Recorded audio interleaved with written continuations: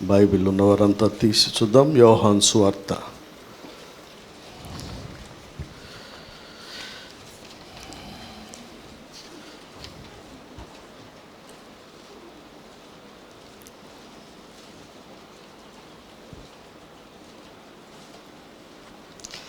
11వ అధ్యాయము 4వ వచనం చూద్దాం. యేసు అది విని, ఈ వ్యాధి మరణం కొరకు వచ్చినది కాదు గాని దేవుని కుమారుడు దాని వలన మహిమపరచబడినట్లు దేవుని మహిమ కొరకు వచ్చినదనెను. ప్రార్థన చేద్దాం. పరిశుద్ధుడా, పరలోకమందున్న తండ్రి, నిదాసులమైన మేమందరం ఏకీభవించి నీ సన్నిధిలో ప్రార్థన చేస్తున్నాం. చదవబడిన లేఖన భాగాన్ని బట్టి నీకు స్తోత్రాలు. ఈ లేఖనంలోంచి మా అందరితో మాట్లాడండి.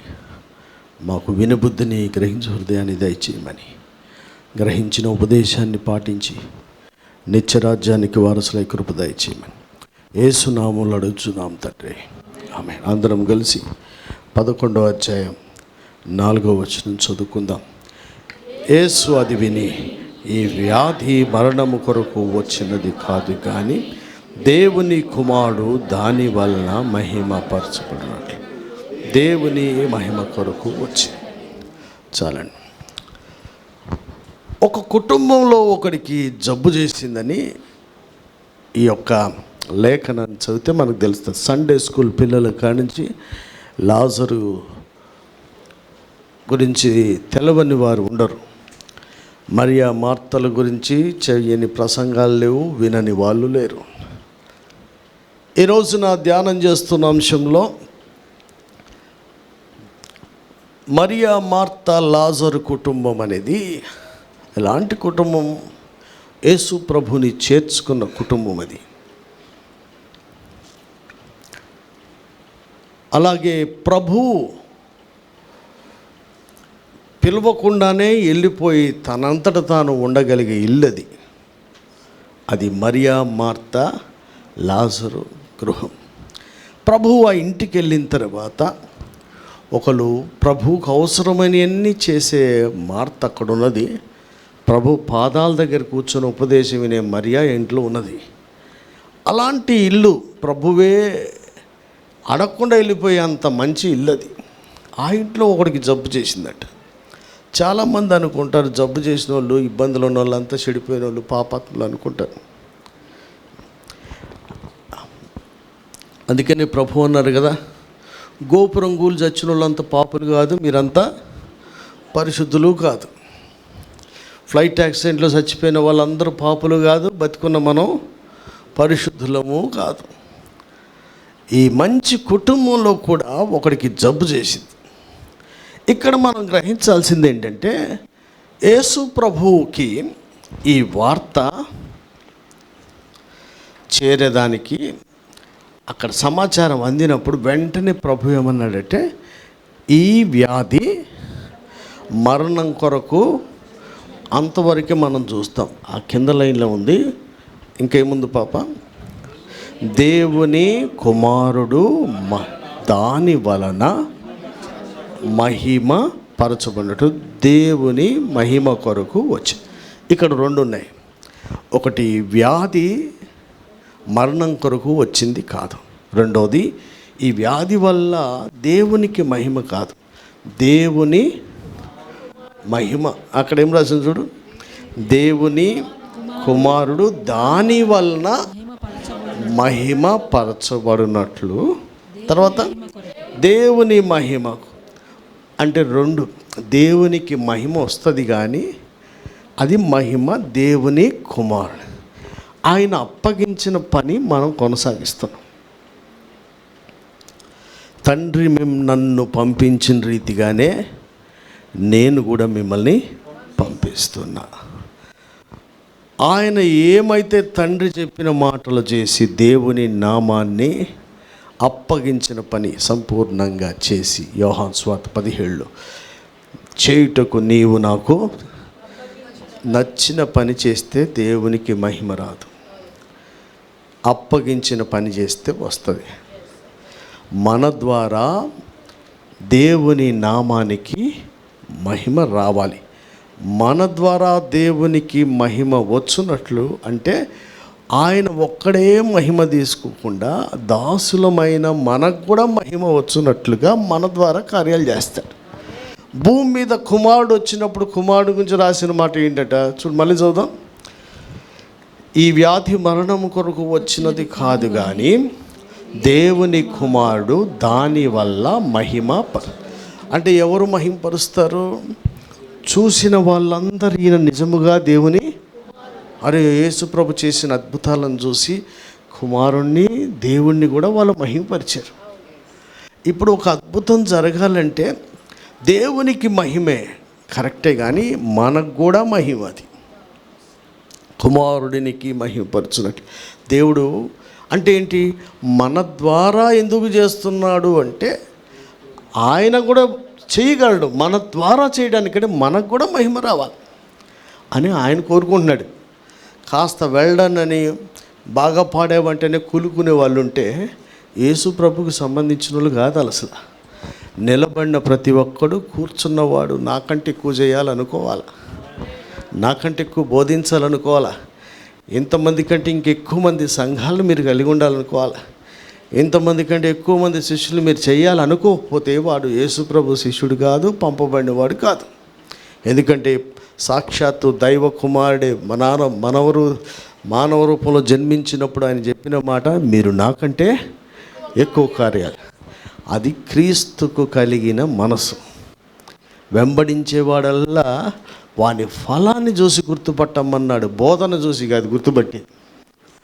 బోధలు దయ్యములు కూడా చేస్తాయి, రెఫరెన్సులు బాగా అందరికీ వస్తాయి. వాళ్ళు మోయలని బరువులన్నీ మన మీద మోపేస్తాడు. చిటికి నీళ్ళతో కూడా ఏది కూడా లెక్చర్ ఇవ్వడం చాలా సులువు. సండే తర్వాత మండే నుంచి బోధించిన దాన్ని పాటించడం చాలా కష్టం.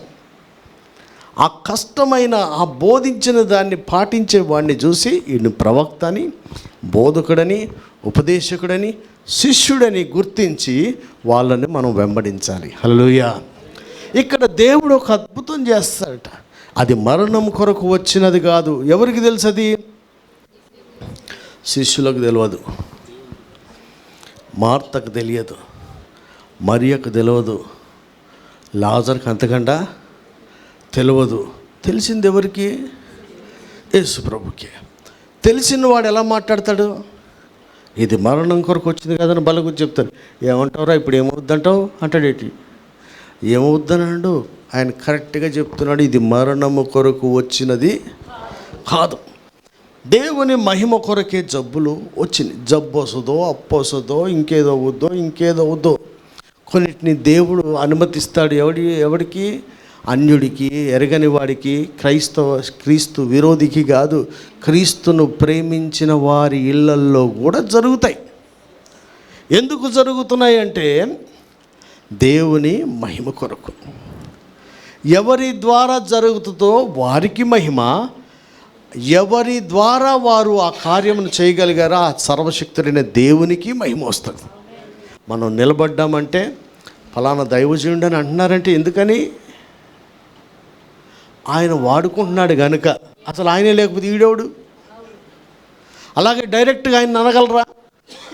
అనలేరు గనుక మనకు చేస్తున్న కార్యాలను చూసి దేవుణ్ణి మహిమపరుస్తారట. హల్లెలూయా. అయితే ఈ దేవుడు చెప్పిన మాటని ఎవరు వింటున్నారు? నువ్వు దేవుణ్ణి నమ్ముతున్నావా అంటే నమ్మని వాళ్ళు ఎవరు? అందరు నమ్ముతారు. టైం వచ్చినప్పుడే నమ్మాడా నమ్మలేదు తెలుసు.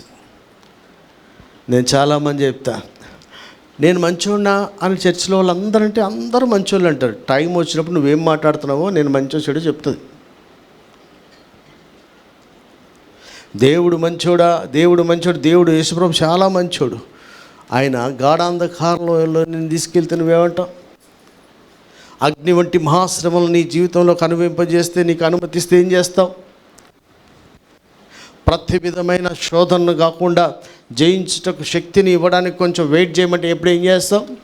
నువ్వు ప్రార్థించిన ఎల్లో పొంది ఉన్నావు అని నమ్మే చెప్పిన దేవుడే ప్రార్థించినప్పుడల్లా 25 సంవత్సరాలు, 100 సంవత్సరాలు, 40 సంవత్సరాలు వెయిట్ చేయాల్సి వస్తే ఏం చేస్తావు?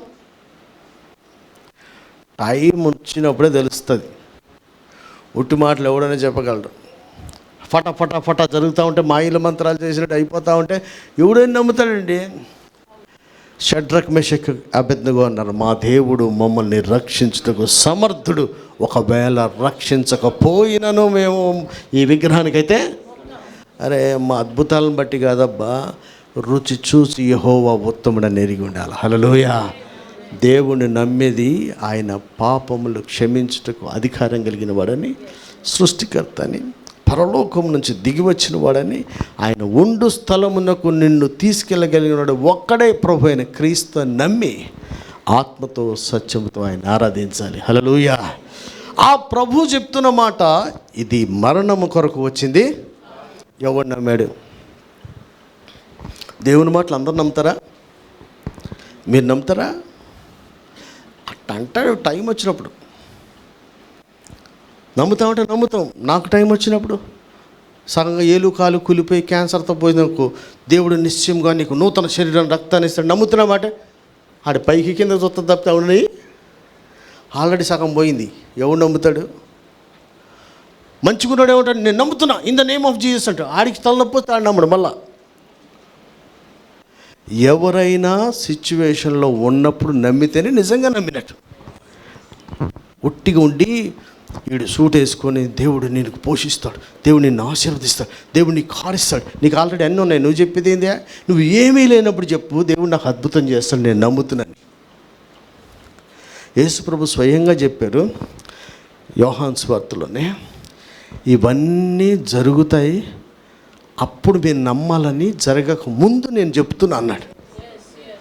జరగక ముందు చెప్పేదాన్నే విశ్వాసం అంటారు. జరిగిన తర్వాత చూసి ఎవడని చెప్తాడు, ఆహా ఏం బోధ, ఆహా ఏం విశ్వాసం, ఏందబ్బా, ఏమీ లేనప్పుడే మనకు ఉండాలి అది. హల్లెలూయా. అబ్బాయి ఏమి విశ్వాసం అన్నప్పుడు ఆ ఇశ్రాయేలు అధికారి విశ్వాసాన్ని చూసినప్పుడు ఎవడున్నాక అక్కడ ఏమైనా అయిందా? ఏమి జరగక ముందు ఉన్న దాన్నే గొప్ప విశ్వాసం కింద దేవుడు చూపించాడు. జరిగిన తర్వాత ఏమి లేదు. ఇక్కడ చూస్తే ఆయన ప్రేమించిన కుటుంబంలో ఒకడు వ్యాధిగ్రస్తుడై ఉన్నాడు. ఇది మరణము కొరకు వచ్చింది. మరి చచ్చిపోయాడుగా, చనిపోయాడా లేదా? అప్పుడు ఇమీడియట్గా మనకేం డౌట్ వస్తుంది? దేవుని మాట, ఇదేం దేవుని మాట? దేవుని మాట అయితే అవ్వాలిగా. పాస్టర్ గారు దేవుడు చెప్పాడంటే వీడేంటి సావడాలంటే చచ్చిపోయాడుగా. మీరు ఆలోచించండి, ఇది మరణము కొరకు వచ్చింది కాదు అన్నాడు, వీడు చచ్చిపోయాడు. యేసు ప్రభువు అక్కడట వీడు బాగలేదన్న చోట ఆయన ఏమన్నాడు? యేసు వినినప్పుడు తాను ఉన్న చోటనే ఇంకా 2 దినములు వెయిటింగ్ అనేది కష్టంలో ఉన్నవాడికి ఇంకా బాధ కలిగిస్తుంది. అయ్యో మన ద్వారా ఏదైనా ఒక అద్భుతం జరుగుద్ది, ఒక మేలు జరుగుద్దని ఎదురు చూసే వాళ్ళు ఉంటే ఆయన బట్టి ఇది మరణం కొరకు వచ్చింది కాదంటాడు, ఆడ నుంచి బయలుదేరాడు. ఇంకో మాట అన్నాడు తెలుసా? వీళ్ళు బేతనీయులు ఉంటే ఆయన యోదయకు పోదామంటాడు. ఇంకా బీపీ వస్తుంది ఎవరికి? వినేవాళ్ళకి అసలు సంబంధం లేకుండా మాట్లాడతాడు. ఏంది మామూలు మా జాసు అయితే ఆడి భాషలు వీడి మైండ్ దొబ్బిందేమో అంటాడు. ఎంత లాభైనా అనేస్తాం కదా. ఏమంటారు? అసలు నిజంగా ప్రేమించేవాడైతే అవునారా రపరపన లేచి వెళ్ళిపోతాడా? అదే లేదు, 2 రోజులు ఉంటాడు అక్కడ. 2 రోజులు ఆడనే సావు సచ్చింది కాదంటాడు, మళ్ళీ 2 రోజులు అక్కడే ఉండిపోతాడు. మళ్ళా ఇంకో మాట అన్న తెలుసా? లాజరు నిద్రించుతున్నాడు, అతని మేలుకొలప. అసలు ఎన్ని మాటలు మాట్లాడుతాడండి ఆయన. మాట అంటే మాట అంట, ఒక్క మాట. ఎన్ని మాటలా? ఫస్ట్ ఏమో ఇది సావడానికి వచ్చింది కానీ కాదన్నాడు. తాను ప్రేమించిన అన్నాడు, ఎంతకే కదళ్ళు అక్కడి నుంచి ఆడనే ఉంటాడు. మీరు ఏదైనా చెప్పగానే రబరబరబర చెప్తే ప్రేమించినట్టు, ఆడనే ఉంటే సాడిస్ట్ అయిపోయినట్టు. ఇంకీడు లుంగితోనే కోసి పెట్టుకుని బురువుగా పడితే ఇంకా ప్రేమించినట్టు. అమ్మ ఎంత స్పీడ్గా వచ్చాడు వీడు. కనీసం తయారాను కూడా తయారలేదు, పానం కొటకలాడిపోయిందా. దేవుడు చెప్పిన మాట మరలా వినండి ఫస్ట్ నుంచి. ఇది మరణం కొరకు వచ్చింది కాదు. రెండవది, ఆ వార్త తెలిసినప్పుడు ఆయన ఇంకా అక్కడ 2 రోజులే ఉండిపోయాడు. ప్రేమించేవాడు చేసి పనులాగా అనిపిస్తున్నాయా? రెండో మాట చూస్తే అక్కడ ఆయన లాజరు నిద్రించుచున్నాడు, అతని అంటే ఏంది, ఈయనకు రోగి అయి ఉన్నాడని కబురు వచ్చింది కానీ చనిపోయాడని కబురు రాలే. మీరు చూడండి, ఆ కాంటెస్ట్ మొత్తం చదవండి కిందకి. కబురు రాకపోయినా ఆయన దేవుడు సర్వశక్తి కలిగినవాడు కనుక ఆ చచ్చిపోయాడని ముందే చెప్పాడు. ఆయన నిద్రిస్తున్నాడు, మనం మేలుకొలుపుదాము రండి అంటాడు. శిష్యులు ఏమన్నారు? అతడు నిద్రించిన ఎడల బాగుపడును. అప్పుడు మళ్ళా ప్రభు ఏమంటాడు తెలుసా? చనిపోయాను అని చెప్తాడు. వీళ్ళ భ్రమలోంచి పోవాలని. లాజరు చనిపోయినప్పుడు మనం వెళ్దాం, బతుకున్నప్పుడు ఈ పాస్టర్ గారు కానీ దేవుడు కానీ అసలు ఏమీ చెడు, సచ్చేదాకా చూస్తాడు. మహా శాడిస్ట్ లక్షణాలు ఉన్నాయి ఆయన కాడ. నిజంగా ప్రేమించేవాడైతే కబురు వినగానే వెళ్ళాలి. ఇంకా బాగా ప్రేమించేవాడైతే ఏమనాలి? ఏదో అది ఎట్టిపోయింది. ఇంకా బాగా ప్రేమిస్తే పొద్దున్న లేకని బెదరు ఎట్టున్నారు, కాపీలు తాగారా, టిఫిన్ మీకోసం పొద్దున్నే పదం చేసి అనాలి. బాగా ప్రేమిస్తే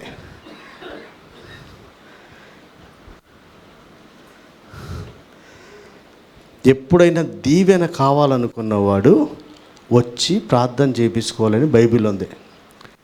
బర్త్డే మనమే విషయం చెప్పి, పెళ్లి రోజు మనమే విషయం చెప్పి మనం తగ్గించుకోవడం కాదు. ఆడికి లేదు లోపల, నువ్వెంత చెప్పినా ఏమీ రాదు. పెద్దలు, అమ్మ నాన్న, దైవజనులు ప్రార్థన చేస్తే దీవెన అనుకున్నాడు సొంతం వస్తాడు. విశ్వాసం లేనివాడికి ఏం చేసినా ఏమీ కాదు.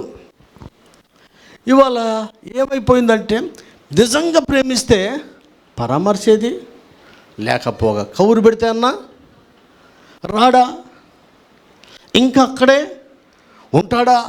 మళ్ళీ పైగా చెప్తాడు ఈ చచ్చిపోయాడని. ఫస్ట్ టైం నిద్రిస్తున్నాడు, తర్వాత చనిపోయాడట. ఒక కుటుంబంలో మరణము మనకు వచ్చిన మరణం అంటే ఏంటి? ఇంకా హోప్ లేని దాన్ని మరణం అంటారు. ఆ సిచ్యువేషన్ ఏదైనా సరే, ఆర్థిక విషయాలు కానీ, పిల్లల విషయాలు కానీ, పెళ్లి విషయం కానీ, జబ్బు విషయాలు కానీ, ఇంకోటి ఏదైనా మరణము అంటే ఇంకా దానితో ఎండ్ పాయింట్లో కూడా మళ్ళా నూతన సృష్టి చేయగలిగిన వాడు మన ప్రభు. హల్లెలూయా. ఏమన్నా గుర్తుపెట్టుకోవాలంటే యుగాంతమందున్న మనకు బుద్ధి కలిగే విషయాలు ఇశ్రాయేల్ చరిత్రలో ఉన్నాయి. అక్కడ ఏముంది? చెట్టు నుంచి కాదు, మొద్దు నుంచి చిగురొచ్చింది. గుర్తుపెట్టుకోవాలా. క్రైస్తవ్యంలో దేవుడు చిన్న చేయటం కాదు, ఎవడు చేయలేని చేస్తాడు. శూన్యంలోంచి సృష్టిని చేశాడు. ఉన్న మట్టిని పిసికి బొమ్మలు ఎవడని చేస్తాడు. మట్టిని తయారు కలుగునుగా కంటే వచ్చినాయి అన్నీ. ఉన్న నక్షత్రాలు ఏడాదిగుతున్నాయి కానీ పడతానికి ఇప్పుడు దాకా చచ్చిపోతారు. నక్షత్రాలన్నీ నోటి మాటతో సృష్టించాడు. ఎప్పుడు ఏది రాలుతుందో వీళ్ళకి తెలియదు. నియమించిన కక్షల్లో 1000 సంవత్సరాలని అవి తిరుగుతూనే ఉన్నాయి. ఏందబ్బా ఆయనతో మనకు పోటీ ఏంది? దేవుని గురించి అర్థం కాకపోతే అర్థం కానట్టు ఉండాలి కానీ అడ్డగోలుగా కామెంట్ చేయకూడదు. మీకు నా గురించి అర్థం కాకపోతే అర్థం కానట్టు ఉండాలి కానీ అడ్డగోలుగా కామెంటు చేయకూడదు. పిల్లలారా, మీ అమ్మ నాన్న గురించి అర్థం కాకపోతే అర్థం చేసుకోవడానికి ప్రయత్నం చేయండి. ఏదో ఒక గాలి మాటలు పెద్దోళ్ళని అనకండి. వాళ్ళు మీకోసం చేసింది ఏది మీకు కొంచెమైనా 10% కూడా తెలిసి ఉండదు. పెద్దలని పొరపాటున ఏది కూడా అనేకండి. యేసు ప్రభువుని నమ్మిన వాళ్ళు కూడా ఏమంటున్నారంట, అరే ఈయన ఏది చనిపోడని చెప్పాడు, ఇప్పుడు చచ్చిపోయాడు, ఈయన నిజంగా దేవుడేనా అన్నట్టు చూస్తున్నారు. ఒకసారి నిద్రిస్తున్నారంటాడు, ఒకసారి నిద్రిస్తున్నానన్న మాటలోనే చనిపోయాడని అర్థం. వీడికి అర్థం కాలేదని ఆడి భాషలో చెప్పాడు అంతే. నిద్రించిన వారు మొదట లేస్తారని ఫస్ట్లోంచి ఉంది. అది బైబిల్ పరిభాష. అది వీళ్ళకి అర్థం కాక వీళ్ళ భాషలో అయ్యా భోజనం చేస్తారంటే ఏంటి అన్నట్టు, కూడి తిందురారా అంటే లేచి వచ్చాడు అనుకో, వాడి భాష అది. ఆయనకి భోజనం అనేది అర్థం కాలేదు. అర్థం కానంత మాత్రం సరిగ్గా చెప్పలేదు అనకూడదు. బైబిల్ భాషలో మరణించిన వాళ్ళందరూ నిద్రిస్తున్నట్లే లెక్క. బూర ఊదినప్పుడు అందరూ కూడా లేస్తారు. ఒకడు నీతిమంతుల పునరుద్ధానికి, ఒకడు నిత్య నరకానికి పోతారు. లేచేది అందరూ లేస్తారు. మొదట క్రీస్తు నందున్నవారు లేస్తారు, మిగతా వాళ్ళు కూడా లేస్తారు. ఎవడో లేకుండా లేకపోతే ఆడికి శిక్షట. మంచోడికి నీతిమంతుల పునరుద్ధానం రావాలి, ఇంకోటికి శిక్ష కూడా రావాలి. కానీ క్రైస్తవ్యంలో ఏమవుతుంది? ఎవరు నమ్ముతున్నారు అంటే ఈరోజు చెప్పిన మాట రేపు నమ్ముతున్నారా? ఇమీడియట్గా ఎవడని ఇప్పటికిప్పుడు ఒక అద్భుతం జరిగితే నమ్ముతారు, 5 నిమిషాల్లో మర్చిపోతారు. అద్భుతాలను బట్టి నమ్మినవాడు అగ్ని వంటి మహాశ్రమంలో యేసుప్రభుని వదిలేస్తాడు.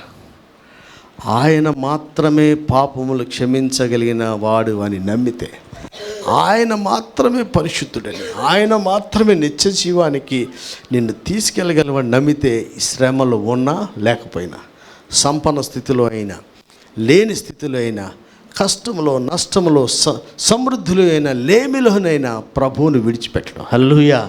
మరి అట్లా డబ్బులు లేకపోతే వదిలేయాలంటే లాజరు ఎప్పుడో వదిలేసేవాడు. అడుక్కునుడు గీక్కుంటే జబ్బులు పోతేనే యేసుప్రభు అంటే గీక్కొని చచ్చిపోయాడు. సమృద్ధిలో ఉంటేనే దేవుడు దీవించినట్టంటే సమృద్ధిలో ఉన్నాడు. అనేక తరములకు సంవత్సరాలు సరిపడా సంపాదించినవాడు నరకానికి పోయాడు.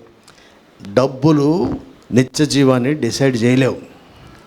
పేదరికము నిన్ను నరకాన్ని తీసుకుపోద్ది అనేది కూడా భ్రమే. దేవుని కలిగి ఉంటేనే మనకు నిత్య జీవం వస్తుంది. హల్లెలూయా.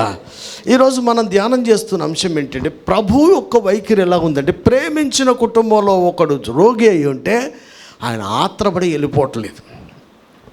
దాంతో జనాలకి ఏం డౌట్ వస్తుందంటే, శిష్యులకైనా కుటుంబస్తులకైనా, ఇదేందే నిజంగా ప్రేమించి అంటాడు, బోను కూడా పోడే అంటారు. శిష్యులు కుటుంబస్తులేమో ఇంకా రాడా, కబురు పెట్టినా రాడా, 2 రోజులు ఇంకా ఆడ ఉండిపోతాడా, వస్తాలే పో అంటే మేము పిలిచినప్పుడు రావా, నీకు నచ్చినప్పుడు వస్తావా, వస్తాలే పో అన్నాడు. వస్తాలే పో అంటే వస్తాడు. ఎప్పుడు వస్తాడనేది మనకు సంబంధించింది. వస్తా అన్నాడు. ఆయన ఎక్కడుంటే అక్కడ ఆశీర్వాదం.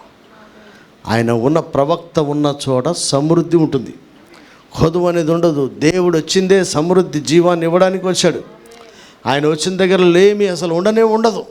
ఆయన వస్తా అన్నాడు. కొంచెం డిలే అయితే ప్రేమించిన కుటుంబానికి డౌట్ వస్తుంది, అన్నీ వదిలేసి వెంబడించిన శిష్యులకి డౌట్ వస్తుంది. చనిపోయాడని తెలిపినప్పుడు మనం లేపుదాం పదండి అంటే సరే అన్నాడు. చచ్చిపోయాడంటే మనం చచ్చిపోదాం పా అంటున్నారు. అలాంటి కుటుంబము ప్రభువు ఆ ఏరియాకి వచ్చిన ఒక్క పాయింట్ నేను హైలైట్ చేసి నేను ముగిస్తాను.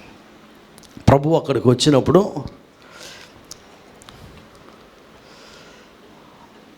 ఆయన ఆ ఊరికి దగ్గరగా వస్తున్నప్పుడు విన్నారట. మార్త విన్నది. ఏమని? యేసుప్రభు వస్తాడని చెప్తే ఆమె బయలుదేరి వెళ్తుంది. ఏమని? అయ్యా, నువ్వు ఇక్కడ ఉండిన ఎడల నా సహోదరుడు. ఈ అభిప్రాయము 99% మందికి ఉంటుంది, 100% మందికి కూడా ఉంటుంది, తప్పులేదు. నువ్వు ఇక్కడ ఉంటే నా సహోదరుడు చావకుండును. ఈ మాట ఆమె ఒక్కతే అందా? మరియ కూడా అందే. నువ్వు ఇక్కడ ఉంటే నా సహోదరుడు చావకుండును. ఇప్పుడు ప్రభు ఏమన్నాడంటే, యేసుప్రభు ఏమన్నాడు? మరలా లేచును అని ఎవరికి చెప్తున్నాడు? ఈరోజు ఒక ప్రశ్న మీరు నేను అందరం వేసుకోవాలి. ఒక ప్రశ్న ఏముంది? ఆయన క్వశ్చన్ చేస్తాడు చూడ, చదువుమా. 21 చదువు. మార్త యేసుతో, ప్రభువా, నీవిక్కడ ఉండిన యెడల నా సహోదరుడు చావకుండును. ఇప్పుడైనను నీవు దేవుని ఏమడిగినను దేవుడు నీకు అనుగ్రహించునని ఎరుగుదునెను. యేసు, నీ సహోదరుడు మరలా లేచునని ఆమెతో చెప్పగా, మార్త ఆయనతో, అంత్యదినమున పునరుత్థానమందు లేచునని ఎరుగుదునెను. అందుకు యేసు, పునరుత్థానమును జీవమును నేనే. నా యందు విశ్వాసముంచువాడు చనిపోయినను బ్రతుకును, బ్రతికి నా యందు విశ్వాసముంచు ప్రతివాడును ఎన్నటికీ చనిపోడు. ఈ మాట నమ్ముచున్నావా అని ఆమెను అడిగింది. సరిగా యేసు ప్రభు అడిగిన మాట ఏంటంటే, మరలా మీరందరూ వినండి, నేను త్వరగా ముగిస్తా. అక్కడ రాసిన మాట ఏంటంటే, మీరు నేను అందరినీ కూడా ఈ మాట నీవు చెప్పాలి. అందరూ కూడా ఈ మాట మీరు ఏ మాట? పునరుద్ధానము జీవము నేనే, బ్రతికి నా యందు విశ్వాసం ఉంచువాడు చచ్చిపోడు. ఇప్పుడు నీ తమ్ముడు కూడా, నీ సహోదరుడు కూడా మరలా లేస్తాడు. ఈ మాట నువ్వు నమ్ముతున్నావా? సమాధానం ఎవరు చెప్పాలి? ఏమని చెప్పింది? అవును ప్రభువా, ఈ లోకమునకు రావలసిన దేవుని కుమారుడైన క్రీస్తువని. అందరు నన్ను చూడండి. ఈ మాట నీవు నమ్ముచున్నావు అన్న ప్రశ్న ప్రభు వేస్తే ఆమె చెప్పిన సమాధానము right are Ranga? Right answer కానీ అది రిలవెంట్ ఆన్సర్ అయితే కాదు. అమ్మ, మన ప్రార్థనలు, మన భక్తులన్నీ అట్లే ఉన్నాయి. ఎందుకు అద్భుతం జరుగుతుంది ఇంట్లో అంటే అందరు కరెక్ట్గా చెప్తున్నారు, కానీ అడిగింది మటుకు చెప్పరు. మీలో మీరు ఆలోచించుకోండి. ఆయన అడిగేది ఒకటి, చెప్పేది ఒకటి. చెప్పేది అన్ని జనులాగా పనికిమాలలో చెప్తారే, బాగా బైబిల్ చదివేసి ఒక రెఫరెన్స్ తీసి ఆయన మా ఈసి పెడతారు ఆయనకి. కానీ అది కాదు కదా ఆయన నీ దగ్గర నుంచి అడుగుతున్న జవాబు, నీ దగ్గర నుంచి కోరుకుంటూ ఎక్స్పెక్ట్ చేస్తున్న జవాబు అదే. అయ్యా, మన ఇంట్లో అద్భుతాలు జరగపోవడానికి కారణం చూడండి, మళ్ళీ చెప్తున్నా, ఆయన అడిగే ప్రశ్నకు కరెక్ట్గా సమర స్త్రీని దేవుడు దీవించడం కాదు, ఊరోళ్ళందరూ దీవించబడలే చేశారు. నువ్వు నిజమే చెప్పితివి, కరెక్ట్గా జవాబు చెప్పాలి దేవుని దగ్గరికి. నీ పేరేంటి? యాకోబు. కరెక్ట్గా చెప్పామన్నాడు. అడిగినప్పుడు కరెక్ట్గా మీరు చెప్పే అన్ని రెఫరెన్స్లే, అద్భుతాలు, ఆశ్చర్యకాలు, సర్వశక్తి గల దేవుడు, నువ్వు అది చేసావు, వాడికి ఇది చేసావు, ఇది చేసావు, నాకు ఇది చేసావు, అన్నీ కరెక్టే. ఇప్పుడు ప్రశ్నకు మటుకు జవాబు మటుకు సత్యం చెప్పాం. ఒక అద్భుతం ఎందుకు జరగట్లేదు, ఎందుకు డిలే అంటే దేవుడు ఏమైనా చేస్తాడని నమ్ముతాం, కానీ ఇప్పుడు చేస్తాడని మటుకు లేస్తాడు. పునరుద్ధానం అప్పుడు ఇప్పుడు గురించి ఆయన అడుగుతుంటే నువ్వు ఎప్పుడు గురించో ఖచ్చితంగా దేవుడు నన్ను ఆశీర్వదిస్తాడు. ఇప్పుడు ఖచ్చితంగా ఇంకో సంవత్సరం చచ్చేలోపు దీవిస్తాడు. ఖచ్చితంగా ఎప్పుడు ఖచ్చితమయ్యా, ఖచ్చితం పాడు. ఇప్పుడు లేపుతాడని నువ్వు నమ్ముతున్నావా అంటే ఏదేదో చెప్తున్నారు, చెప్పేవన్నీ కరెక్టే. మళ్ళా అది సరైన సమాధానమే కానీ ప్రశ్నకు సంబంధించిన సమాధానం కాదు. ఈ రోజున చూడు, చాలామంది ప్రార్థనలు చేస్తుంటారుగా వాక్యం తర్వాత వారికి తోచించి చేస్తాడు, కానీ అస్సలు దానికి సంబంధించింది ఏది కాదు. కొంతమంది ప్రశ్నకు తగిన జవాబు ఎవరన్నా ఏదన్నా అడిగితే దానికి సంబంధించిన స్టోరీలు చెప్తారు, కానీ డైరెక్ట్ ఆన్సర్ ఎవరు కూడా. ఎందుకని? నమ్మట్లేదు కనుక.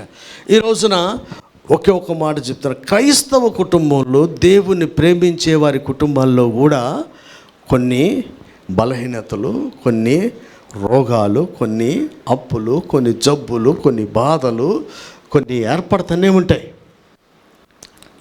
మార్తమ్మలాగా ఎప్పుడు వచ్చినా ఇంటికి పోతే 4-5 రకాలు చేసి పెట్టేది. మరియమ్మ ఎప్పుడే భక్తురాలు పాదాల కాడ ఉంటుంది, వాళ్ళింటి ఇడిని చచ్చిపోయాడు. బైబిల్లో ఒక మాట చూడండి, ఒక మాట ఉంటాడు, కొందరు అనే బ్యాచ్ ప్రతి దగ్గర ఉంటారు. మార్త కాదు, మరియా కాదు, శిష్యులు కాదు, యేసుప్రభు కాదు, కొందరు. చదువు 37 వచనం చదువు. వారిలో కొందరు, చాలు, వారిలో. ఈ కొందరు ఎక్కడ ఉంటారు? ప్రపంచమంతటా ఉంటారు. ఈడే ఇంటికి సంబంధించినోడు కాదు, యేసుప్రభు సంబంధించినోడు కాదు, శిష్యులకు సంబంధించినోడు కాదు, కానీ గుంపులో గ్యారంటీగా ఉంటాడు. వాడు వచ్చి ఏమంటాడంట, కొందరు వచ్చి ఏమన్నారట, గుడ్డివాని కన్నులు తెరిచిన ఈయన సావకుండా. వీరికి ఇప్పుడు ఆ ఇల్లు దుఃఖం పోవాలని కానీ, దేవుని నామం మహింపరచాలని పడాలని కానీ ఏదీ లేదు. ఆడ ఆ పక్షానికి చెందినోడు కాదు, ఈ పక్షానికి చెందినోడు కాదు, అసలు బాధపడుతున్నాడు పక్షంగా లేడు, వాడిని బాగు చేస్తానికి వచ్చిన ప్రభు పక్షంగా కూడా లేడు. ఇలాంటోడు కూడా మన ఇంటికి ప్రభుకి మధ్యలో ఎప్పుడు ఒకడు ఉంటాడు. వాళ్ళే కొందరు. మీరు కొందరిలో ఒకరు అవుతున్నారా? జాగ్రత్త. మళ్ళీ వీళ్ళు ఆడింటి అంటాడు జనసమూహంలో ఆ ఇంటికాడనే ప్రభు కాడనే తిరుగుతారు. వీళ్ళు మళ్ళీ ఏది కూడా డైరెక్ట్గా మాట్లాడరు. అటు మార్తతో మాట్లాడరు, మరియతో మాట్లాడరు, యేసుప్రభుతో మాట్లాడరు, శిష్యులతో మాట్లాడరు. ఏమయ్యా మీ బోధకుడు అని కొంతమంది అడిగారు శిష్యుల్ని. వీడట్ట కూడా మాట్లాడుకోడు. ఏంది రోయ్ అని ఈడాడే ఇల్లే కొందరు ఉన్నారట. వీళ్ళు చూడండి, నీకేదన్నా అనిపిస్తే డైరెక్ట్ చెప్పు ఎవడి గురించి అని. నేను అనేక సార్లు చెప్తుంటా, పిల్లలకు పొరపాట్లు చేయని పెద్దలే లేనప్పుడు పిల్లలు ఎందుకుంటారు, యవనస్తులు ఎందుకుంటారు? ఉంటారు. సమాచారం తెలిస్తే తల్లిదండ్రులకు చెప్పండి అని చెప్తే మీలో మీరు చెవులు కొరుక్కున్న వాళ్ళు కొందరిలో మీరు కూడా లేరా? ఎవరికి ఉపయోగం నీ వల్ల? అసలు ఎవరికి ఉపయోగం? ఏదన్నా సమాచారం తెలిస్తే ఇమీడియట్ ఎవరికి తెలిస్తే వాడికి ఎవరికి సంబంధిస్తే వాళ్ళకి చెప్పాలి. నేను చెప్తున్న, పిల్లలు తప్పు చేస్తే వాళ్ళని ఖండించి బుద్ధి చెప్పి సరిచేసి శ్రేయభిలాషులు తల్లిదండ్రుల కంటే మించినోడు ఎవడూ లేడు కనుక డైరెక్ట్గా వాళ్ళకి చెప్పాలి. ఆడి దిక్కుమాలినోడు ఎట్లా తీసుకుంటాడు అనేది మనకు సంబంధించిన విషయం కాదు. నువ్వైతే చెప్పాలి. పక్కనోడికి చెప్తే ఏం ఉపయోగం అబ్బా? వాడు మంచోడే, బిడ్డను సరి చేసుకుంటాడేమో, కొడుకుని సరి చేసుకుంటాడేమో, తన ఇల్లుని కాపాడుకుంటాడేమో, తన కుటుంబ పరువు పోకుండా చేసుకుంటాడో, ఏం చేసుకుంటాడో మనకేం తెలుసు? దేవునికి దూరం కాకుండా శిక్షించి గద్దించి సరి చేస్తాడేమో, ఏం చేస్తాడో తెలుసు? అది ఆయన చేతిలో ఉంది. వాళ్ళకే మనం చెప్పాలి. ఈడంట ఏం కాదమ్మా అని ఆమెని అనలేడు. శిష్యుడు దగ్గరికి వచ్చి బోధకుడు ఏమైనా చేస్తాడా, చేస్తే బాగుండనా అన్న ఆశ అన్నా లేదు. వీడు గుడ్డోని కళ్ళకి తెలిసినాడు ఈయన. ఇప్పుడు ఏమన్నా చావకుండా చెయ్యగలడనే వాడికి తెలుసు. కానీ మనకు చచ్చిపోయిన వాళ్ళని కూడా లేపుతాడని మనకు తెలిసి ఉండాలి. హల్లెలూయా. చాలామందికి చావకుండానే కాపాడు. మన దేవుడు చావకుండా కాపాడుతాడు. మరణం తప్పించుట యెహోవా వశం. మరణం తప్పిస్తాడు, మరణించిన వారిని తిరిగి లేపుతాడు కూడా ఆయన. హల్లెలూయా, హల్లెలూయా. లోకంలోంచి ఆశ్చర్యకరమైన వెలుగులోకి నడిపిస్తాడు. అలాగే అగ్నిలోంచి కూడా కొంతమందిని లాగి ఆయన రక్షిస్తాడు. దేవుడు ఏదైనా చేయగలిగినటువంటి దేవుడు. మనం ఎంతవరకు నమ్ముతున్నాం అన్నది ఈ రోజున ఆలోచన చేయాలి. మరలా చెప్తాను, ప్రేమించిన కుటుంబంలో కూడా కొన్ని జరుగుతాయి. జరిగినంత మాత్రాన మరియ తప్పు కాదు, మార్త తప్పు కాదు. పోయినోడు వాడిని కూడా ప్రేమించండి. ఇంకా అనేక మాటలు చెప్పిన మీకు చెప్పాను లేదు, గుర్తులేదు. పరిచర్య చేసేవాడు పాదాల దగ్గర కూర్చునే వాళ్ళ ఇంట్లో ఒక పోరంబోకు ఉన్నాడు. ఇది ఎలా సాధ్యం? అసలు ఇది ఎలా సాధ్యం? ఉన్నాయి ఫ్యామిలీలు అట్లా. ఈ పరిచర్య చేసేవాడిని బట్టి, పాదాల దగ్గర కూర్చునే వాళ్ళని బట్టి, ఇద్దరిని బట్టి ఆ పోరంబోకుని కూడా యేసుప్రభు ప్రేమించాడు. అంటే అది ఎప్పుడూ ఆయన వచ్చినప్పుడు లేదు, అటు పని చేయలేదు, ఇటు పాదాల దగ్గర కూర్చోలేదు. అయినా సరే యోహాను సువార్తలు చూస్తే యేసు మరియా, మార్త, లాజరును ఏం చేశాడని ప్రేమించాడబ్బా. నువ్వు పరిచర్య చేయి, పాదాల దగ్గర కూర్చో, నీ ఎఫెక్ట్ వాడి మీద కూడా వస్తుంది, వాడి మీద కూడా వస్తుంది. ఆడేం ప్రేమించేది ఏం చేశాడని. నేను ఎన్నిసార్లు తిరగా మరగా 4 సువార్త అటెండ్ చేసి ఎంత చూసినాడు, ఏం చేశాడు ఎక్కడ అని. ఎందుకు ప్రేమించాడు? అసలు ఎందుకు ప్రేమిస్తాడు అంటే, ఎందుకు ప్రేమిస్తాడు అంటే వాడికి సంబంధించిన వాళ్ళు పాదాల దగ్గర కూర్చునే వాళ్ళు ఉంటే వాళ్ళకి సంబంధించిన వాడు ప్రభు పరిచర్యకు అవసరమైన చేయగలిగే వాళ్ళని బట్టి ఆ కుటుంబాన్ని ప్రేమిస్తాడు. అలాంటి వాడు చచ్చిపోతే ప్రభు అంట మరలా కూర్చోండి, ఆలస్యం అవుతుందని పొరపాటున ఎవరి మీద అపోహలుగా లోపల ఏమైంది అనుకోండి. ఆయన అన్నారు, ఆయన అక్కడే 2 రోజులు ఉన్నాడు. 2 రోజులు ఉన్నాడు. 2 రోజులు ఆలస్యం చేస్తున్నాడని మనకు కోపం రావచ్చు. 2 సంవత్సరాలుగా ప్రార్థన చేస్తున్న జవాబు రావట్లేదని. మా మామగారు ఉన్నాడు, కేడి సమయాలకి మమ్మీ వాళ్ళ చిన్నాన్న కొడుకు, మంచి ప్రార్థన, మంచి దైవజనుడు. ఆయన చెప్పాడు నాకు. మేము అప్పుడు చదువుకుంటుంటే హైదరాబాద్లో ఆ మామ సేవ అలీకేఫ్లో స్టార్ట్ చేశారు అప్పుడే కొత్తగా. అప్పుడు వెళ్ళినప్పుడు మంచిగా మాకు తింటా, ఆయన అక్కడ ఇల్లు సంసారం ఆయన పెళ్ళి చేసుకోవాలి, ఎవరికి పోయినా హోటల్ నుంచి తెప్పిస్తాడు. ఆయనకి ఎవరు లేరు అక్కడ, అందరూ ఉన్నారు కానీ అందరిని వదిలేసి ఆయన మందిరం కాడే ఉంటాడు. అట్లా ఏదో తినిపించాడు. తింటా ఉన్నప్పుడు సంభాషణ అన్నమాట. అందరూ ప్రార్థన చేస్తారట. దేవుడు మాట్లాడే సమయానికి లేచిపోతాడట. సన్నిధిలో నిలిచుండేవాడు లేడు అన్నాడు. నువ్వు అరగంట చేస్తావా, గంట చేస్తావా? పిల్లలు, మనం కూడా రేపు చేద్దాం. నేను కూడా చాలా కాలం అయింది చేయక ఉపవాసాలు. దేవుని కృపలో 40, 21 చాలాసార్లు చేసినాం కానీ ఇప్పుడు చేసే అంత ఆరోగ్యం లేదు. అయినా సరే దేవుని వాగ్దానం దాటిపోకూడదని, సంఘాలు, కుటుంబాలు అందరూ దీవించబడాలని, కనీసం మొత్తం చేయలేను కానీ ఒక్క పూట తిందామని ఈ రోజు నుంచి అనుకున్నా. నా కోసం కూడా మీరు ప్రార్థన చేయండి. ఆయన అన్నాడు, ఎంతో గంటలు గంటలు ప్రార్థన చేస్తారట భక్తితో. మాట్లాడే దేవుడు, నువ్వు మాట్లాడి మాట్లాడి మాట్లాడి మాట్లాడి ఆయన ఒక్క మాట మాట్లాడదామన్న దాంట్లో లేచిపోతున్నావు. ఆయన ఏం చెప్తాడు, నువ్వేం చేస్తావు? మళ్ళా బయటకు వచ్చి తోసిందే చేస్తావు, చెప్పింది మటుకు. ఫెయిల్యూర్స్ ఎందుకు వస్తున్నాయి? నువ్వు అడిగావు, చెప్పేదాకా ఓపిక. మా పిల్లలు ఉంటారు కదా, ఏ రజా నువ్వే కదా, ఏం చేయమంటావని 2 అడుగుతాడు. చెప్పేలోపు ఆడు ఏదో ఒకటి చేస్తాడు. ఆడెక్కడ నేర్చుకున్నాడు ఇవన్నీ? జాషువా దగ్గరే. అడగకుండా ఏమీ చెయ్యరు, చెప్పేదాకా ఓపిక పట్టరు. ఎందుకంటే చెప్పేది వాడికి నచ్చుదో నచ్చదో అని డౌట్ వాడికి ముందే తెలుసు. కైర చెప్పితే చెయ్యక తప్పదు. ప్రార్థనలో కూడా చాలామంది మనకు నచ్చిన అడుగుతాం కానీ నీ చిత్తమే నెరవేరినని ప్రార్థన ఎవడూ చేయడు. ఎందుకంటే నేనే ఉన్నా.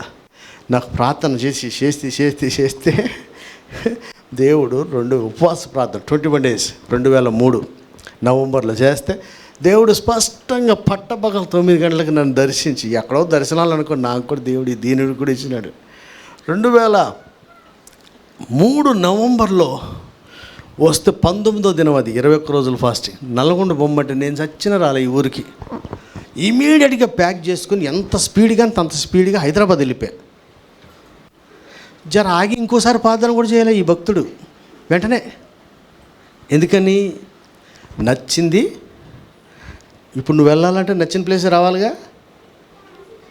ఎవరింటరా అసలు? ఎవరు చేస్తున్నా? మేడం ఏదైనా చెప్పింది చేస్తుందా, నచ్చింది చేస్తుందా? నువ్వే కాదబ్బా మనిషి అన్నాడు. నా గురించి చెప్తున్నా. దేవుడే స్వయంగా దిగి వచ్చి చెప్పితే చెయ్యకుండా పారిపోయినోడిని నేనే. తర్షీస్కి వెళ్ళమంటే, నినివేకి వెళ్ళమంటే భక్తులే వాళ్ళందరూ. వాడు కూడా మళ్ళీ మారు మనసు పోతే దేశం అంతా మారుతుంది. కానీ ఎక్కడికి వెళ్తే అక్కడ దేవుడు వాడుకోడు, అది గుర్తుపెట్టుకో. తర్షీస్లో కూడా వాడేసుకొని నేను ఏడ వాడేసుకో, నీకున్నాయి ఊడిపోతాయి, ఆడ ఏం వాడుకోడు. ఆయన ఎక్కడ చెప్తే అక్కడ దాకా రావాల్సిందే. ఇంతగా ఉపవాసం చేసి, ఇంత ప్రార్థన చేసి ఆయన చెప్పింది మటుకు చేయలేదండి. దగ్గరకు వచ్చిన తర్వాత ప్రభువే స్వయంగా వచ్చి, నువ్వు ఇది నమ్ముతున్నావా అంటే చెప్పిన ఆన్సర్ చాలా కరెక్ట్. దీనికి సంబంధించింది అయితే కాదు. మళ్ళీ చెప్తానండి, మనం దేవునితో సంభాషణ 99% మంది ఇలాగే చేస్తున్నారు.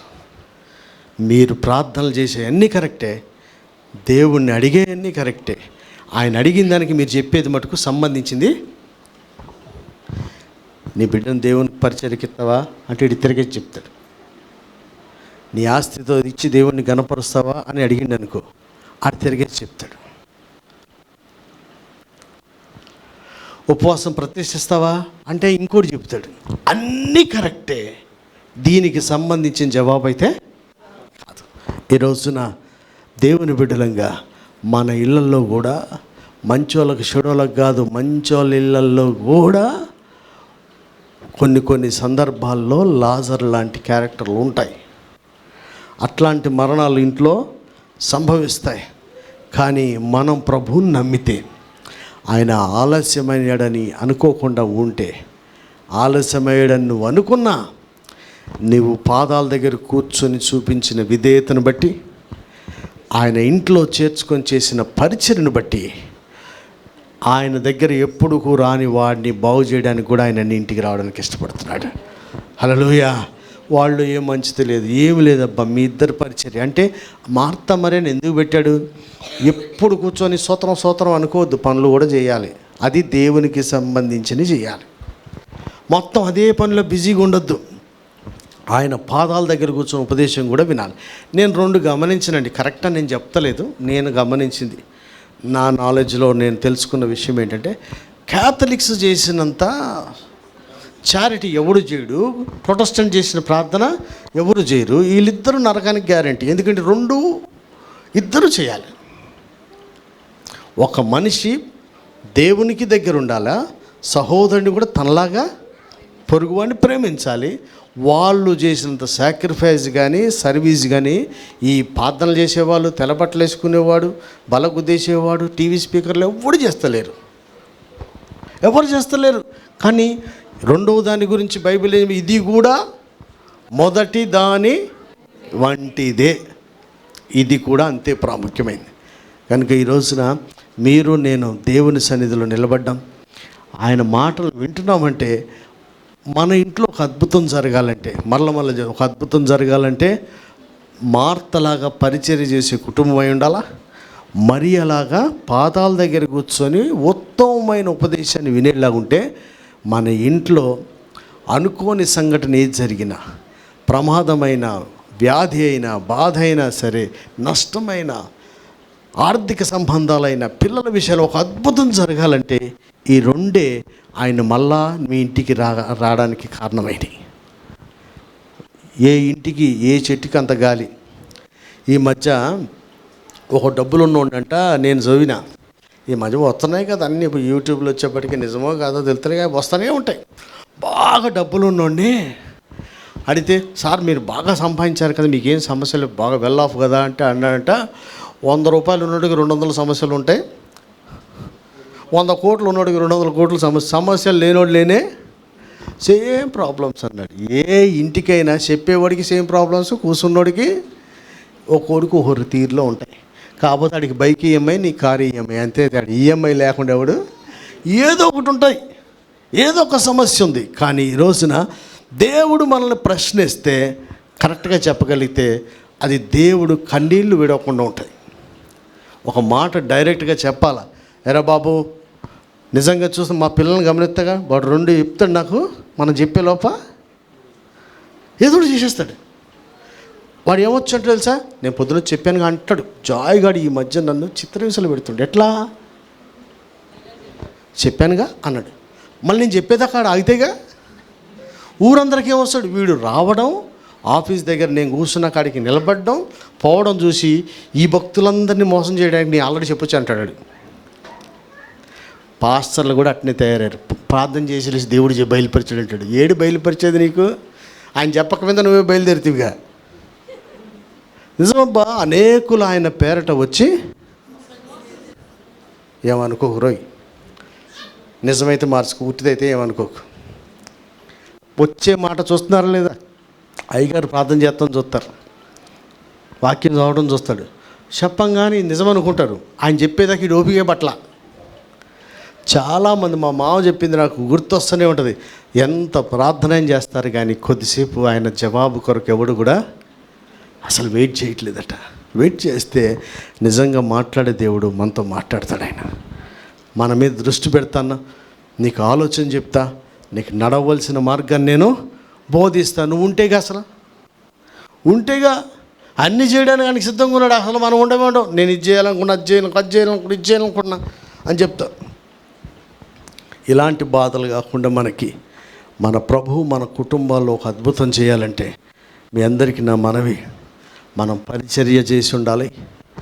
పాదాల దగ్గర ఉండి శ్రేష్టమైన ఉపదేశాన్ని వినే అలవాటు ఉంటే ఇంట్లో ఏదైనా విపత్తు జరిగినా, నష్టం జరిగినా, కష్టం వచ్చినా దేవుడు ఖచ్చితంగా మన ఇంటిని దర్శించి మన జీవితంలో కోల్పోయిందని మళ్ళా దేవుడు మనకు అనుగ్రహిస్తాడు. హల్లెలూయా. నువ్వేమన్నా చేస్తున్నావా? 2 చేయాలి. మళ్ళీ చెప్తున్నా, 2 చేయాలి. ఆ ఇంట్లో 2 ఉన్నాయి. ప్రభు పాదాల దగ్గర కూర్చొని నేర్చుకునేది ఉంది, ప్రభువుకు అవసరమైన పరిచర్య చేసేది కూడా. ఈ 2 ఉన్న ఇంట్లో ఎంత నష్టం జరిగినా మళ్ళా సమకూర్చే దేవుడు ఆయన. హల్లెలూయా. కనుక ఈ రోజున మన ఇంట్లో కనుక ఈ రెండు ఉండేలా చూసుకుందాం. ఒకటి బెస్ట్ ఏంటిది? ఉత్తమమైనది ఏంది? ఉత్తమమైనది పరిచర్య కాదు, ఉత్తమమైనదే వినడం. అదే ఫైనల్ కాదు, మార్తలాగా పరిచర్య కూడా చెయ్యాలి. ఆ తర్వాత ఈ ఇద్దరికి మార్తను ఒక ప్రశ్న వేసాడు, మళ్ళీ మర్చిపోకండి, అందరూ కరెక్టే చెప్తారు, అది రిలవెంట్ ఆన్సర్ అయితే కాదు. కన్నీళ్ళు విడిచేలాగా ఉండకూడదు. దేవునికి నీ తెలివితేటల వల్ల వచ్చే జవాబు వల్ల దేశప్రభు కన్నీళ్ళు వస్తాయి. నువ్వు తప్పు చెప్తున్నావు అని కాదు, వీడి చదువు రాలేదనేది కాదు, వీడు ఏంది ఇట్లా చెప్తున్నాడని నిన్ను ప్రశ్న వేసినప్పుడు మరలా అనిపిస్తుంది, ప్రభు నా సమరస్త్రీలా ఎవడేమనుకుంటా ఆమెంది అని చెప్పింది నువ్వు నిజమే అన్నాడు. యాకోబుని అడిగితే ఆ రాత్రంతా ప్రార్థనకి తిరిగే చెప్తే విలువ లేకపోని అనిపించింది నాకు. ఎంత ప్రార్థన అయితే ఏంది, పేరు అడిగినప్పుడు కరెక్ట్గా చెప్పాడు, నువ్వు నిజమే చెప్పేవాడు. ఈ రోజున ఎప్పుడు మనం వాక్యం ద్వారా దేవుడు దర్శించిన, మీరెప్పుడు బైబిల్ చదువుతున్నా, దేవుడు మీతో మాట్లాడినప్పుడు ఒక ప్రశ్న వేసినప్పుడు మనం నిజంగా ఏం చెప్పాలా? ప్రభుతో నిజమే చెప్పాలి. నిజంగా చెప్పకపోతే ఏమవుద్దంటే, యేసు కన్నీళ్ళు, ఏదో పరిచయం చేసావు, ఎంతో ఉపదేశం విన్నావు, ఈ సమయంలో నేను అద్భుతం చేయగలనని వీళ్ళు నమ్మట్లేదు. దేవుని నమ్మాలా, నమ్మితే మనం దేవుని మహిమను చూస్తాం. హల్లెలూయా. అంత మాత్రమే కాకుండా దేవుడు మహిమ మన ద్వారా తీసుకొస్తాడు, మనకు కూడా మహిమ వస్తుంది. దైవజనుడు అండి, గొప్ప ఆయనని దేవుడు వాడుకున్నాడండి. ఎందుకని ఇంత పేరు ప్రఖ్యాతులు ఎట్లా వచ్చినాయి? ఎంతగా జనాలు ఎందుకు వెంబడిస్తున్నారు? ఆయన్ని బట్టే మనకు కూడా మహిమ వచ్చినట్లుగా దేవుడు మన ద్వారా కూడా గొప్ప కార్యాలు చేస్తాడు. హల్లెలూయా. కనుక ఈ రోజున మీరు, నేను అందరం కూడా మన కుటుంబాల్లో ఒక అద్భుతం జరిగినట్లుగా మన ఇల్లు ఎలా ఉండాలంట? పాదాల దగ్గర కూర్చొని ఉపదేశం వినేటువంటి ఒక మంచి కుటుంబంగా మనం ఉండాలి. రెండవదిగా ఆయనకి అవసరమైన దేవుని రాజ్యానికి సంబంధించిన పరిచర్యలు మనం చేయాలి. ఈ రెండు చేస్తే మీ ఇంట్లో ఉన్న లోటు కానీ, మా ఇంట్లో ఉన్న లోటు కానీ, సంఘాల్లో ఉన్న లోటులు కానీ ఏదైనా ఉంటే దేవుడు ఖచ్చితంగా దాన్ని తీరుస్తాడని ప్రభుపేట మీకు తెలియజేస్తున్నాను. ఎంత విన్నా, ఎంత పరిచయం చేసినా ఆయన కన్నీళ్ళు పెట్టేలాగా మన జవాబులు ఉండకూడదు. ఆయనకి దుఃఖం కలిగించే జవాబు ఉండకూడదు. ఏందా దుఃఖం అంటే ఒక ప్రశ్న వేస్తే మళ్ళీ చెప్తున్నా, మీరు వెళ్ళి చూడండి, ధ్యానం చేయండి, జవాబు కరెక్టే కానీ ప్రశ్నకు తగ్గది కాదు. దేవుడు నిన్ను డైరెక్ట్గా అడుగుతున్నప్పుడు, అమ్మా నీ కంట్లో నలుసుందా, తోలం ఉందా అని అడిగడానికి ఏం చెప్తావు?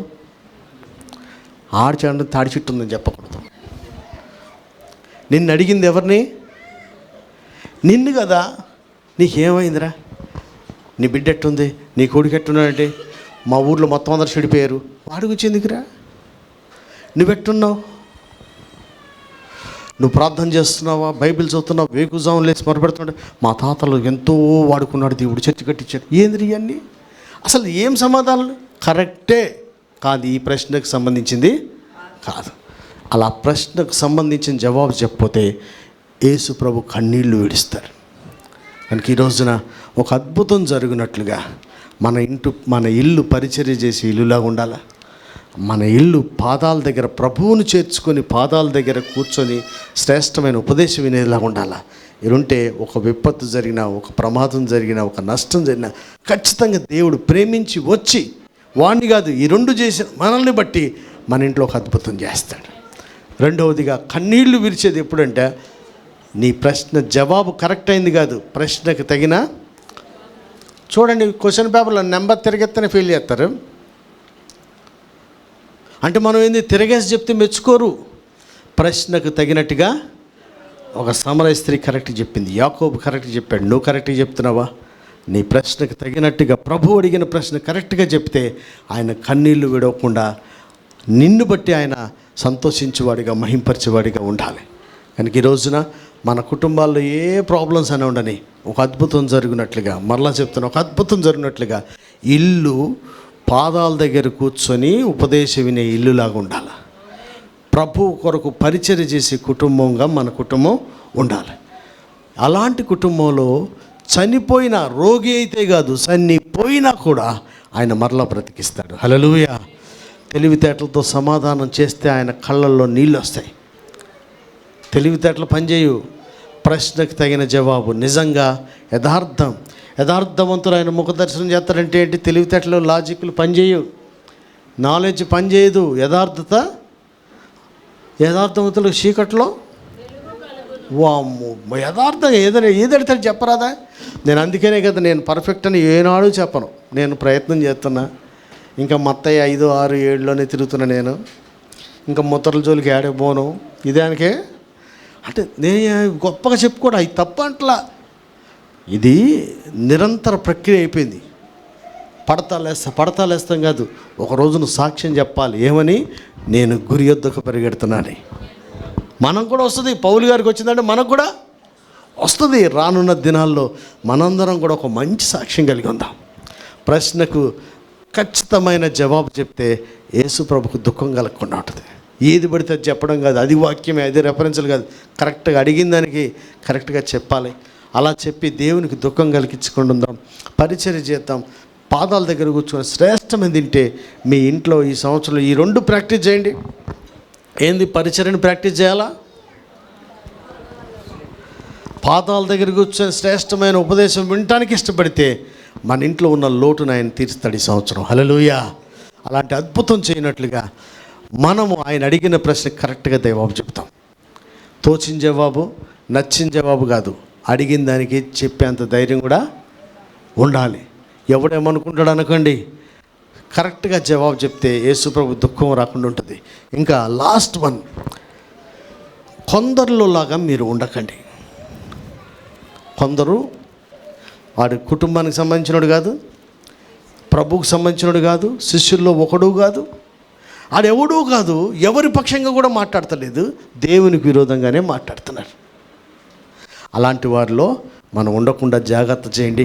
నేను నమ్ముతున్నా 6 నెలలు గతించినాయి, 7వ నెలకు వచ్చాం, ఇంకా 6 మాసాలు ఉన్నాయి. ఒక అద్భుతం జరిగినట్లుగా ఉత్తమమైన దాన్ని మనం అనుసరిద్దాం. ప్రభువుకు అవసరమైన, మనకు నచ్చినవి కాదు, ప్రభువుకు అవసరమైన చెప్పిన పరిచర్యను మనం చేద్దాం. ఒక అద్భుతం ఖచ్చితంగా మన ఇంట్లో చేస్తాడు ఆయన. అలాగనే ఆయన అడిగే ప్రశ్నకు మీకు తెలిసింది, తోచింది తెలివిగా చెప్పకుండా యథార్థంగా నిజం చెప్తే నిన్ను బట్టి ఆయన ఆనందిస్తాడు. దేవుడి మాటలు దీవించుగాక. ఆమేన్.